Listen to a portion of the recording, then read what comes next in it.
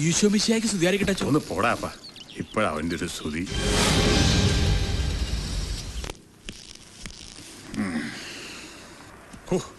രമേശ് ഇവിടെ ഉണ്ടെന്ന് പറഞ്ഞപ്പോ നന്ദിനി പൊട്ടി ഒരൊറ്റ കരച്ചിലായി. അയ്യോ, എന്നാ പിന്നെ കാറി കയറ്റിങ് കൊണ്ടുപോരാൻ മേലായിരുന്നോ? അതപകടമാ. പോലീസുകാർ മണപ്പിച്ച് നടക്കുന്നുണ്ട്.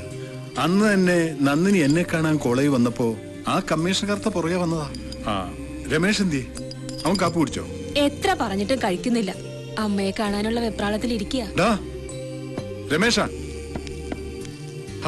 നീ ഇവിടെ വന്ന് നിൽക്കുവാണോ? എന്താ ഒന്നും കഴിക്കാത്തത്? അമ്മോട് വന്നിട്ട് കഴിക്കാം. എന്നാ ശരി, നന്ദിനി വന്നിട്ട് നമുക്ക് ഒരുമിച്ച് കഴിക്കാം. ആ ദേ വന്നല്ലോ, ചെല്ലേ.